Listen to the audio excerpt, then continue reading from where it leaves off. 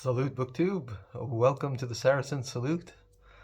And that's my BookTube channel, not a, what was it, a pub in the English countryside. No, it's my channel. Thank you for being here. This is part two of my unexpected book haul. Just to make a long story short, I wanted to make a video for one of my previous, I wanted to film some footage for my previous videos, for one of my previous videos in a museum, and when I went there, the museum was closed for renovation. It's closed for 2 months or something. So I was very disappointed about that, and to cheer myself up, I went book shopping and got a bunch of books. So I want to show you those books. Continue from the part one, which you can watch on my channel. Just one more thing. I also highlighted in the first channel.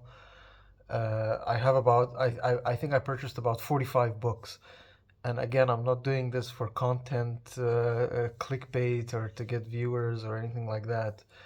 As I explained, where I'm at in the United Arab Emirates, in the heart of the Middle East, there's not that many used bookstores, and there's 3 or 4, and they're very small. And if I don't support them on a monthly basis, um, I feel like I could be hurting them.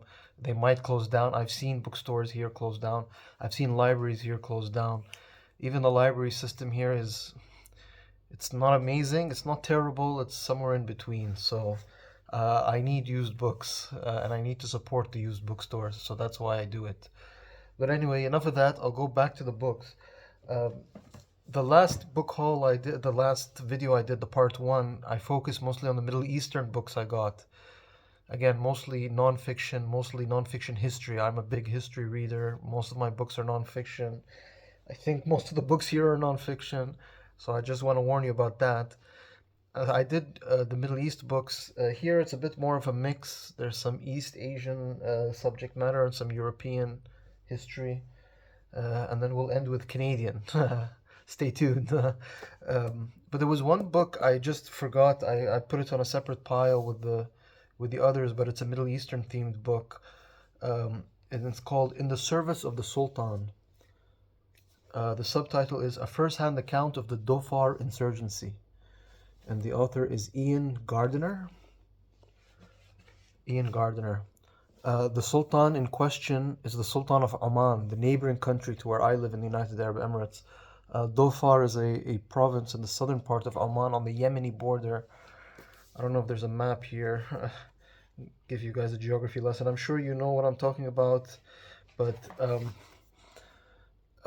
not a very well-known war that happened in the Arabian Peninsula in the 1960s. I think the best thing to do is to read it'll give you a better description than I can give. It says, while the Americans were engaged in Vietnam, a struggle of even greater strategic significance was taking place in the Middle East. The Sultanate of Oman guards the entrance to the Arabian Gulf, and thus controls the movement of oil from that region. In the 1960s and 1970s, the communists tried to seize this artery, and had they succeeded, the consequences for the West and for the Middle East would have been disastrous. Yet few people have ever heard of this intense and vital drama played out at the height of the Cold War. The author tells a largely unknown story of a small number of British officers who led Muslim soldiers in this hard-fought anti-insurgency war, which has shaped today's Gulf. I'll stop it there and not keep reading because it's very long. Yeah, basically there was a communist insurgency in the Arabian Peninsula in the 60s and early 70s. And had it succeeded, yeah, you wouldn't have seen this very flashy Dubai Gulf, very rich oil. It would have been a much more communistic, maybe socialistic a part of the world. Maybe the Cold War would have changed if the Soviet Union had greater influence in the Arabian Peninsula. So that's what this book is about, the Dhofar insurgency. Known in this part of the world, maybe around the as the book description says, probably not known in the West, or not as well known as it should be. The author is born in Ayrshire and educated at Fettes College. Ian Gardner was commissioned into the Royal Marines in 1968. Okay, he fought in the Dhofar War, the Falklands War, the Kosovo conflict, operational tour in Northern Ireland. Okay, a military man. So, very interesting. Very excited to get that book. Especially, it's quite regional. I don't know how appealing it is to you guys watching, but we'll go now from Middle East. We'll go a bit more east, out of the Arab world, and go a bit east, and then um, we'll double back to Europe and the West. This one is Afghanistan, a short history of its people and politics by Martin Ewens. I know there was a big Afghanistan history book that came out, I think, last year in 2024, which looked very interesting, much bigger than this, a big hardcover. I saw it on BookTube and made some waves in the literary press, but this is another attempt, I think a less ambitious one. But if you don't know much about the Dhofar insurgency in Oman, I think most Americans and British, probably Europeans as well, because all of NATO was involved in Afghanistan after 9/11. How much people know about Afghanistan, or maybe people should know more about Afghanistan, because um, really an very isolated country, and was forgotten until September 11th happened. And yeah, this is a book about its history of its people and its politics, and yeah, the West and the East, everybody should know more about Afghanistan. Oops, almost dropped the book there. We'll go next to from Afghanistan to India. This book I wouldn't have got if it wasn't very cheap, but I was also intrigued by some of the awards it got. This is Maximum City. The subtitle is Bombay Lost and Found. And the author is Suketu Mehta. I was intrigued here. I don't know if that shows, but it says, maybe it's clearer now. Shortlisted for the BBC 4 Samuel Johnson Prize and the Pulitzer Prize finalist. So impressive credentials. A big book about Bombay, which Bombay is the British name. I think it's called Mumbai now. I'm surprised the author uses the word, calls it Bombay. This is from 2004. I don't know when they changed the name, but I think the more nationalist elements in India start to call it Mumbai. Anyway, Bombay, Mumbai, whatever you want to call it, important in India. It's the main financial center of India, and also Bollywood is in Mumbai. So it'll be interesting to read. When I've always been fascinated by India, and then when I actually went to India and saw it for myself, I got even more fascinated. So it's a very, very interesting place. Um, we'll go now further east from India. We're very much now in Southeast Asia territory. This is by Max Hastings, and it's Vietnam. An Epic Tragedy, 1945 to 1975. This probably don't need a lot of explanation, especially to American viewers. The Vietnam War in the 60s and 70s, very well known. Max Hastings, very well known military author. I think I saw this on Alex's channel, the Unabashed Reader. He really recommended this as the one-stop book you need to understand Vietnam. I see Vietnam a lot in the popular culture, American pop culture, movies, etc. And you read about the protests, etc. But the actual what happened on the battlefield, I know very little. So happy to have this. We'll go next. We'll stay in East Asia. This is an interesting book I found. It's called Empires at War. Oh, it's a very, very strong glare there because it's got this plastic covering. Empires at War. The subtitle is A Short History of Modern Asia Since World War II by Francis Pike. And it says it's a short history of modern Asia, but it's quite big. It's got a library stamp. Huron UC Library. Is this in Michigan? Where's JJ, the bookworm blacksmith? Is Huron? No, is Michigan on Huron or is it on Lake Michigan? I don't know where Huron UC Library. Maybe it's in Canada, but the book is yeah, Modern Asia since World War II. If we go to the table of contents, maybe I'll read quickly the first paragraph of the book description. It says Asia, with 4 billion people, almost two-thirds of the world's population, a huge landmass, and the fastest growing economies, has in the past decade transformed the geopolitical global balance.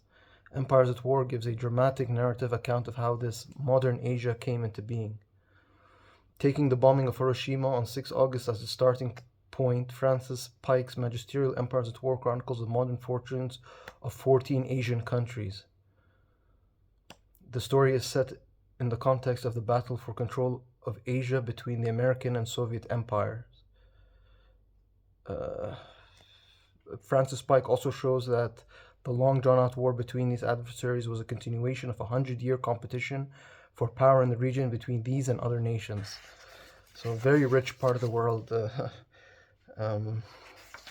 We just take a quick look at the table of contents. It's very strange. Part 1 is American Empire and its competitors, 1621 to 1945. It talks about the rise of European nations and migration to America, the land motive for independence, westward expansion, and the Louisiana Purchase. That's the strange part. They give a background about America in part 1. It's weird. But part 2 is Asia's post-war settlement. So there's Potsdam, Hiroshima, and the atom bomb, Mao and the Chinese Revolution, Emperor Hirohito, Mahatma Gandhi, an Iron Curtain has descended.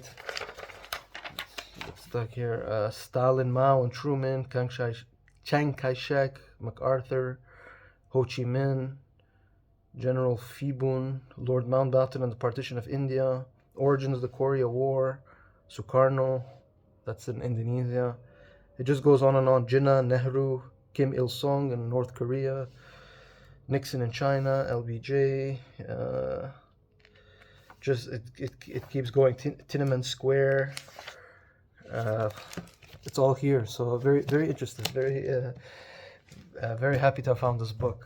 Big book, but one I hope I'll read. It looks a bit academic, but I think I'll still enjoy it. And then we'll leave Asia and quickly go. We have one book about Africa before we get more Western orientated. This is Dictatorland: The Men Who Stole Africa. Sorry, I'm reading it upside down. The Men Who Stole Africa by Paul Kenyon. I don't know. I saw another video. I don't remember where now. Somebody also talking about a book about dictators, African dictators. I don't know where I saw it. Somewhere on BookTube. It's gonna be hard to find. I've been watching a lot of BookTube this week, but I don't know if it was the same book, but it was the same subject matter, which is the dictators of Africa, basically of the second half of the 20th century, post-independence. Paul Kenyon has traveled all over Africa in the footsteps of the dictators. He is a distinguished BBC correspondent and BAFTA award-winning journalist and author. Just quickly, table of contents. Part 1 is gold and diamonds, Congo and Zimbabwe. Part 2 is oil, Libya, Nigeria, Equatorial Guinea. Part 3 is chocolate, Cote d'Ivoire. And then part 4 is modern slavery, Eritrea. So goes all over Africa, north, south, west, and east. You've got all kinds of pictures. Colonel Mobutu of Congo, famous Congo dictator who arrested Luamba and had him executed. I think he was executed. You've got a young Colonel Gaddafi of Libya. An older Gaddafi. So yeah, dictators of Africa. Very, very interested. Very exciting to have this and look forward to reading. So that was Asia and Africa. We'll go to Europe next. I'm just thinking where to start though. I think this is a good place to start actually. This straddles both Asia and Europe. This is by Stephen Kinzer and it's called Crescent and Star. Turkey, Between Two Worlds. That's a good transfer from Asia to Europe. Between Two Worlds. The two worlds are the Islamic Asian world and the more European Western world. I guess what used to be called Christendom. And it's that bridge there. You go this side, you're in Europe. You go that side, you're in Asia, basically. It might be the other way around, but you get the idea. Um, uh, yeah, Stephen Kinzer, that's the author.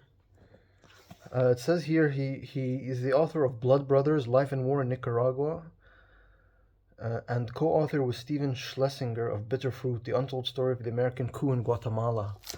So he made his name writing books about Central America, and now he's trying his hand at Turkey. It'll be interesting. It'll be interesting to read. Always fascinated by Turkey. The next book is I tend to pick up these books. It's like a whole cottage industry. Like people making predictions and making money and selling books and TV shows about the fall of Europe. But this is another one of them. This is by George Friedman. It's Flashpoints. The Emerging Crisis in Europe is the subtitle. And George Friedman, I believe, is the it says is the chairman and co-founder of Stratfor, the world's leading private intelligence company. He is frequently called upon as a media expert in intelligence and international geopolitics, and he is the author of 6 books, including the New York Times bestseller The Next Decade and The Next 100 Years. He lives in Austin, Texas. He lives in Austin, Texas. Kind of like a futurist. His books were The Next Decade, The Next 100 Years. Maybe he fancies himself, he predicts stuff. I've heard of Stratfor. I've seen it in the news and what they do, but it's got all kinds of maps of Europe and analysis. Here's a region I've been reading a lot about recently, the Caucasus. You've got Armenia, you've got Georgia, the Republic of Georgia, you've got Azerbaijan, and then to the north you've got Russia, a very large country, Turkey, another powerful middling country, and Iran, another powerful middling country, and then in between you've got the Black Sea to the west, and you've got the Caspian Sea to the east, and these 3 small countries, and they're very mountainous, are very isolated and in a very difficult neighborhood. So Friedman mentions them. Is considered Europe? Is it Europe? Is it Central Asia? It's neither nor, and that's what makes it so difficult and so perplexing of a region. But it'll be interesting to see. I think this was before the whole Ukrainian. This is 2015, so the outright invasion of Ukraine hasn't started yet. I think there was the Crimea conflict, but probably written before that even started. So it'll be good to see how much you predicted of the Russian Ukrainian emergency. Where do we go next? Okay, now we'll go to history. I've been reading since the beginning of 2025. I've been following the BookTube event, Historathon. Historathon is a year-long book reading event that encourages the reading of history, and it's split up into 4 quarters, and each quarter is a time period in history. So quarter 1 was prehistory to 500 AD, quarter 2 was 500 to 1500, quarter 3, which we're in right now, which is July, August, and September, is 1500 to the year 1820, and then the last quarter is 1820 to the present, which will start in October. So I've been reading a lot of Age of Discovery books. I've also been reading some books about the Puritans and the things like the Mayflower and the founding of Plymouth and other Puritan colonies in North and Central America. So it's very fascinating. It's a part of the history I'm not very familiar with. Again, it's a very European history, but I've been reading a good book about it. I'll probably talk about the book I'm reading in a future video, in my July wrap-up video. But just because I've been engrossed in that area, reading it for the past couple of weeks, I saw this and was intrigued. It's by Robert Hutchinson. And it's called The Spanish Armada. And this is, I think, more of a military history about the planned Spanish Catholic invasion of Protestant Elizabethan England. That's pretty much what it is about. There's a teenage Queen Elizabeth. She's Princess Elizabeth then, but she goes on to become Queen Elizabeth I. Very important monarch in English history. And then the next one is actually another interesting one. Another one with Queen Elizabeth on the cover. This is Queen Elizabeth when she was older. So that first picture I showed you was a teenage Princess Elizabeth as a young teenager, and then Queen Elizabeth as an older woman. But this is a Woman Who Ruled the World: History's 50 Most Remarkable Women, and it's by Claudia Gold. So that's basically what it is. It's just sort of encyclopedic entries about women who ruled. Pretty straightforward, but I wanted this book, although when I was seeing it, the issue is it talks about 50 women in a shortish book. So each woman ruler gets about 2 or 3 pages. So it's a very high level explanation or description of each woman ruler. So I don't know, is it just I mean, it might be even shorter than Wikipedia entries. So that's the only thing that's worrying me, but I'll read it and find out. And just to give you an idea who's in this book, on the table of contents, we have Hatshepsut, Queen of Egypt; Nefertiti, Queen of Egypt; Pudu-Hepa, Hittite Queen; Deborah, Judge and Prophet; Bathsheba, Queen of Israel; Queen of Sheba; Jezebel, Queen of Israel; Tomaris, Queen of Massaget; Cleopatra VII; Livia, Boudica, Zenobia; Theodora, Wuhu, Matilda of England; Eleanor of Aquitaine; Blanche of Castile; Isabella the She-Wolf, Queen of England; Margaret I, Queen of Denmark; Margaret of Anjou; Isabella of Castile; Katrina Sforza; Juana the Mad; Lucrezia Borgia. It keeps going. Roxolana, Sultana of the Ottoman Empire; Mary Tudor; Catherine de' Medici; Elizabeth I; Lady Jean Grey; Anne of Austria. Victoria, Queen of the UK; Gigi, Empress of China; Golda Meir, Prime Minister of Israel; Irinda Gandhi, Prime Minister of India; Eva Peron; Margaret Thatcher; Elizabeth II. The last entry is Benazir Bhutto.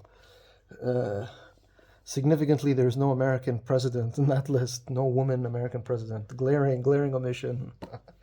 But that's there. And then staying on the theme of, we can say, 16th century and 17th century, this one is a bit not exactly beach reading in July, but it's the same time period, so I was interested in it. This is Gustavus Adolphus. I guess it's a biography of the Swedish monarch Gustavus Adolphus, and it's by Theodore Eero Dodge. Although just before this video I was just taking a look at this, I think this is again more military. I don't know much about Gustavus Adolphus, King of Sweden, between 1594 and 1632, but it says King of Sweden has been rightfully, Gustavus Adolphus, the King of Sweden, has been rightfully hailed as the father of modern warfare and as the most outstanding commander of the 30 Years' War. The 30 Years' War was from 1618 to 1648. Forming the first national conscript army in modern Europe, he emphasized officer education, strict discipline, rigorous training, and the combination of firepower and mobility, till he had created a formidable fighting force that stands unrivaled between Caesar's legions and Napoleon's Grand Army. In 1630, Gustavus rescued the beleaguered Protestant cause in Germany from the Catholic League of the Holy Roman Emperor Ferdinand II, militarily led by the era's two other great captains, Tilly and Wallenstein. Oh, you get the idea. 17th century monarch and military genius, I guess we can say. And then that part about the Gustavus rescued the beleaguered Protestant cause in Germany from the Catholic League of the Holy Roman Emperor Ferdinand II, excuse me.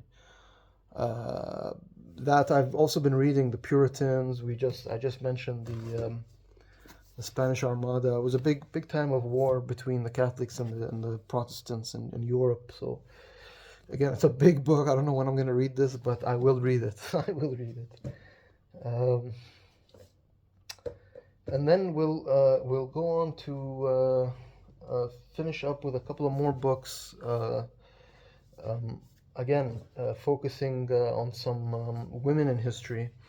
The first one is Queen Victoria. The subtitle is A Life of Contradictions, and it's by Matthew Dennison, the author. Actually, I read the Matthew Dennison biography of Queen Elizabeth II, the recently deceased Queen of England, which I wasn't very impressed by that book, but I'll give him a chance on this one, only because some of the blurbs say this is for anyone approaching Queen Victoria for the first time. This is perfect, so it's a good beginner introduction to Queen Victoria. I'll give him a chance. The reason I was interested in Queen Victoria is because, as I said, there's the Historathon, and the last quarter, starting in October, will be Historathon. Quarter 4 will be books from 1820, or books historically set between 1820 and the present, and that's very much Queen Victoria, the Victorian age. So I'll be doing a lot of reading about Queen Victoria, and I think October on BookTube is Victober, so that'll mesh nicely. I've also been reading a lot of royal biographies, and I'm going backwards. So I started with Prince Harry and Princess Kate. I've read about Queen Elizabeth, King Charles. Now I'm reading about the Queen Mother, and I'm going backwards. So by October, I'd like to be firmly ensconced in Victoria. And speaking of the Victorian age, this is another book I found by Saul David. It's called Victoria's Wars. The subtitle is The Rise of Empire. I don't know which wars are considered Victoria's wars. If we look at the table of contents, okay, chapter 1 is the Young Queen, chapter 2 is Afghanistan, chapter 3 is the retreat from Kabul, 4 is Sindhis and Sikhs, Burma, the sick man of Europe, that is referring to the Ottoman Empire in Turkey, Crimea, the jewel of her crown, China, which is probably the Opium War. So a lot of Asian wars. So this is pretty much the British Empire at its height and the wars that it fought. And then again, sticking to Victoria, this is by Daisy Goodwin, and it's called Victoria. And this is a novel, so there is one work of fiction here, and it's a fiction about the life of Victoria, historical fiction. There's Daisy Goodwin. She is the author of the New York Times best-selling novels The American Heiress and The Fortune Hunter.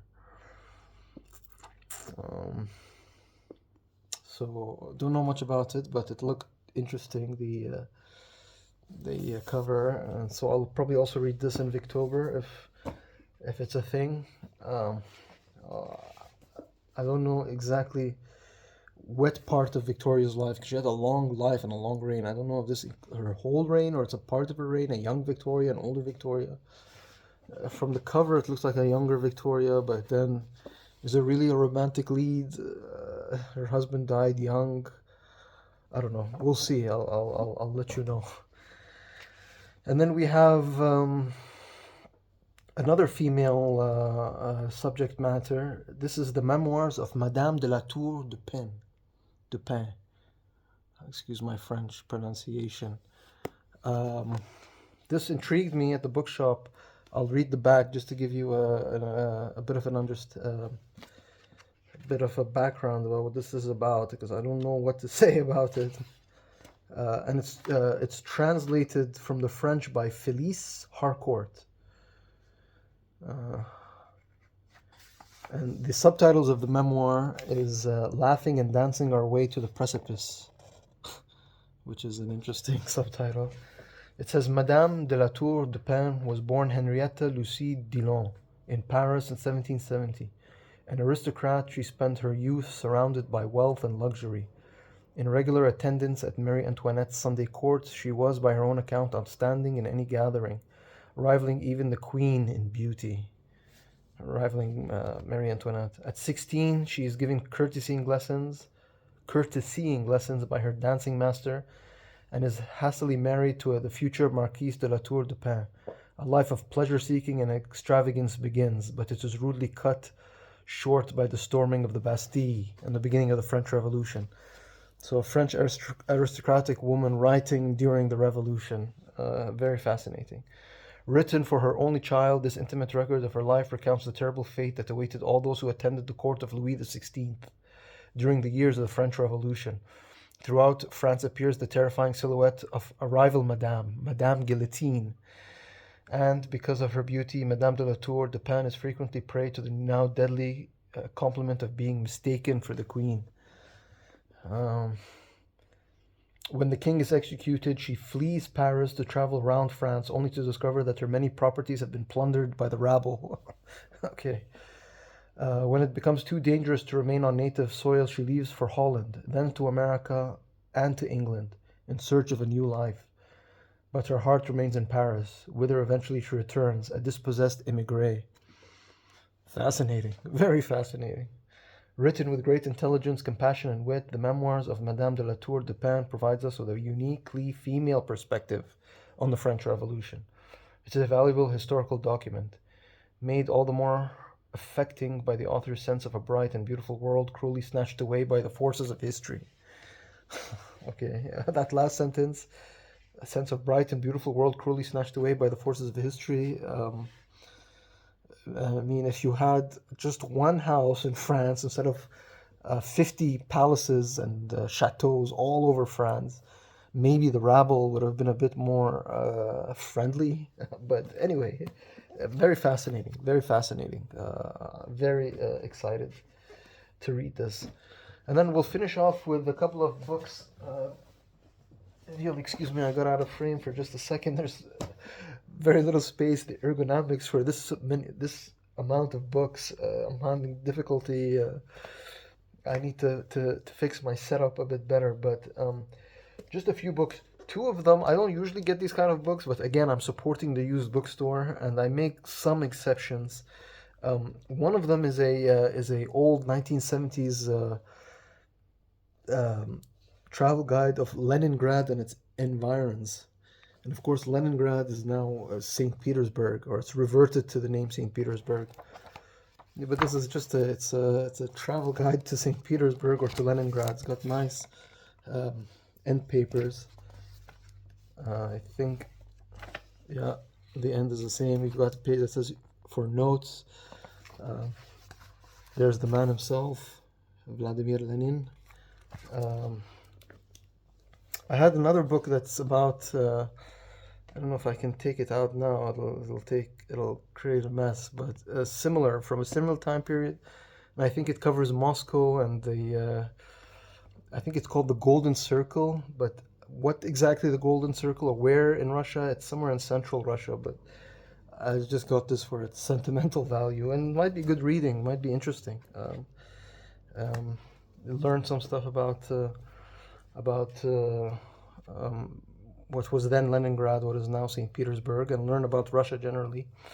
And then this is another travel guide I get. I think travel guides are dying because of the internet, unfortunately, although I don't know, you tell me in the comments, but I don't see them much on BookTube, and they're not really literature, but this is an exception. I don't know how much you know about this. It's called the Blue Guide, and this is the Blue Guide to Florence. And the Blue Guides, they're very different. They don't just tell you like where's the closest hotel and what's a recommended restaurant. They go into deep they do deep dives into the culture of a city or a country. So, for example, they give you a deep maps of museums in Florence. In this example, it's Florence. They talk to you about the interior. They don't just describe. They don't just tell you that the church is here. They go into detail about the artwork and who's the sculpture and who's the artist. Very deep cultural dive into for the very cultured tourist. They just very very detailed each room, and then they describe each room and what to find in each room, what's in the collection, who's the artist, and it's a travel guide for the very for the culture vulture. It's not your typical guidebook. So every time I see blue guides, if I see them used, I tend to pick them up. I have a very good one about Washington, D.C. because I did an internship in Washington, D.C. So I know a lot of details about a lot of the buildings in D.C. That's when I first discovered blue guides, and then I try to pick them up if I find them. Excuse me, when I find them. And then the last two books will end in Canada, of all places. For those who don't know, I don't think I've mentioned this, but I did my university in Canada. So I've always been fascinated by Canada, Canadian history. I caught the bug when I was in Canada. So anytime I see a book that's related to Canadian history, especially at my used bookstores here in the United Arab Emirates, I try to pick them up. Again, I'm interested in Canada because of my association with that country during my university career, but also to support the bookstores. And this usually, again, just like the travel guides, I don't usually get these books, but this one I made an exception because of the subject matter and because of how it's written, actually. So if you'll bear with me, I'll explain. This is Canadian History for Dummies. This is the For Dummies series. They've made books about every subject imaginable. But this one, it's by, we should tell the author's name. It's Will Ferguson. And it says Will Ferguson is best-selling author of Beauty Tips for Moose Jaw, Travels in Search of Canada. And although these For Dummies books has a more comedic element and it's very cartoonish, just here it's a lot of prose. It's not very, for lack of a better word, cartoonish. It's actually, so you've got chapter 4, Life in New France, and it is a serious author.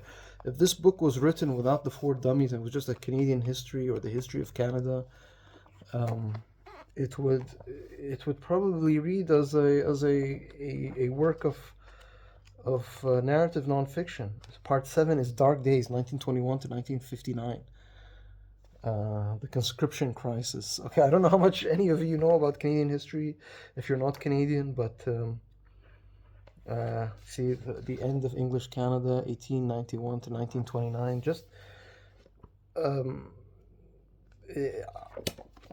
I say I gave it a chance. Basically, I gave it a chance. Okay, we're going to 40 minutes. Okay, I'm going to wrap this up. Last book, also related to Canada because of my association with Canada. This is Billionaires of Canada. Their stories and their influence on Canada. And it's by Timothy LaRiche. Sorry for the glare. It says, Canada can claim 40 of the world's 600 billionaires. This fascinating look at Canada's super rich portrays the gilded ascent and the occasional stumble of the wealthiest people in the land. Ken Thompson, owner of the world's most powerful information services and publishing companies and the richest man in Canada, is a self-proclaimed penny pincher. The Bronfman family built its Seagram liquor fortune during the Prohibition years. Media magnate Conrad Black climbed so high the Queen gave him a knighthood, but today he's fighting for his fortune and his freedom. Okay, the McCains were famous potatoes until they became the world's largest manufacturer of French fries. Guy Laliberté has made a fortune clowning around as creator of the world-famous Cirque du Soleil, and more. So just profiles of Canadian billionaires. Again, supporting the bookshops, supporting my university alma mater place of study. So I thought I would get it. But okay, this has gone much longer than I thought. I'm very sorry again for these long videos. I try to cut them down as much as possible. There'll be a part three, which is more of a mix. There's a few books about American related subjects, but more of a mix. So I'll do that next time. But until then, BookTube, salute.